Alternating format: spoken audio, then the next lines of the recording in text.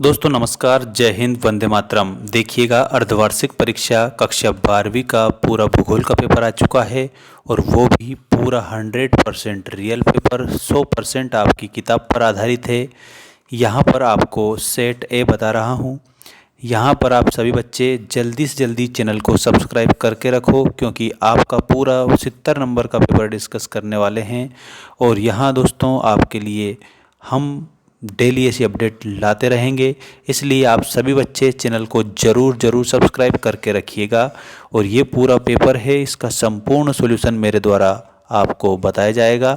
चलिए बिना देर किए हम स्टार्ट करते हैं इस पूरे पेपर के सॉल्यूशन को। कक्षा 12वीं भूगोल एमपी बोर्ड। देखिएगा, ये रहा आपका पहला क्वेश्चन साथियों। सभी बच्चे चैनल को सब्सक्राइब जरूर कर लें।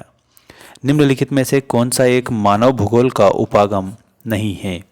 तो इसमें आपको मैं डायरेक्ट आंसर बताऊंगा, क्योंकि परीक्षा है आप लोगों की, इसलिए जल्दी से आंसर आ जाएगा। और वो है आपका अन्वेषण और वर्णन। अगला प्रश्न देखिएगा, निम्नलिखित में से किस महाद्वीप का जनसंख्या घनत्व सर्वाधिक है? तो सबसे ज़्यादा जनसंख्या का जो घनत्व है वो हमारा एशिया महाद्वीप हो जाएगा। ठीक है, और हमारा जो भारत है ना, ये एशिया महाद्वीप में ही बसा हुआ देश है। ठीक, और नेक्स्ट क्वेश्चन ये रहा आप लोगों का, निम्नलिखित में से कौन सा एक तृतीयक क्रियाकलाप है? तो तृतीयक क्रियाकलाप के रूप में आप सभी को आंसर लिखना है और वो हो जाएगा व्यापार। ठीक है, व्यापार आपका तृतीयक क्रियाकलाप की श्रेणी में आता है। जनगणना वर्ष 2011 के अनुसार भारत में सबसे कम जनघनत्व वाला राज्य कौन सा है? तो दोस्तों इसमें अरुणाचल प्रदेश जो है ना, इसमें सबसे कम जनसंख्या घनत्व है। इसका मतलब आपको अरुणाचल प्रदेश आंसर लिखना है। पश्चिम बंगाल राज्य में किसान चावल की खेती की कौन सी फसल लेते हैं? तो यहाँ पर अमन भी बोते हैं, ओस भी बोते हैं और बोरो भी बोते हैं। इसका मतलब उपरोक्त सभी आप लिख देंगे। दोस्तों यदि इसके 4 सेट पेपर, इसमें के भूगोल के 4 सेट पेपर आपको चाहिए तो हमारा ऐप हमने डिस्क्रिप्शन में दे रखा है लिंक, वहाँ पर जाकर 8 सब्जेक्ट का कोर्स आप परचेस करेंगे, जहाँ पर आपको सभी सब्जेक्ट के सेट पेपर और टेस्ट सीरीज़ मिल जाएगी। यदि आपने उस टेस्ट सीरीज़ को लगा लिया तो आराम से पास हो जाओगे, कोई भी दिक्कत नहीं आएगी आपको, वार्षिक में भी ना अर्धवार्षिक में, किसी में भी दिक्कत नहीं आएगी। देखिएगा, नेक्स्ट क्वेश्चन है, रिक्त स्थानों की पूर्ति कीजिए। इंस्टा पर आप मुझे फॉलो कर सकते हैं और जानकारी प्राप्त जरूर कर सकते हैं। नवनिश्चयवाद की संकल्पना द्वारा दी गई थी, तो ये ग्रिफिथ टेलर के द्वारा दी गई थी। इसमें आपको ग्रिफिथ टेलर लिखना होगा सभी स्टूडेंट को। उच्चतम जनसंख्या की प्रतिशत वृद्धि दर वाला देश है, तो ओमान इसमें आपको आंसर लिखना रहेगा। भोजन करना, ठीक है, भोजन एकत्र करना, आखेट करना, वन काटना, पशुचारण, ये कौन से क्रियाकलाप के अंतर्गत आते हैं?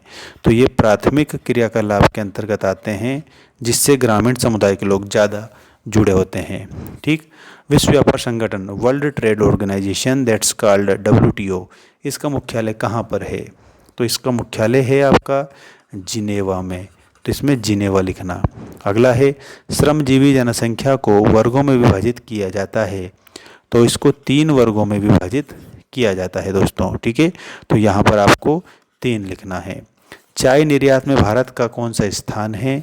तो चाय के निर्यात में भारत का तीसरा स्थान है, तो आपको तीसरा सभी स्टूडेंट को बताना रहेगा। और ये जोड़ियाँ आप लोगों की आ चुकी है पूरी कंप्लीट।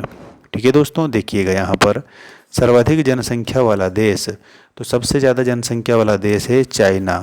ठीक, चीन इसमें आपको आंसर लिखना रहेगा।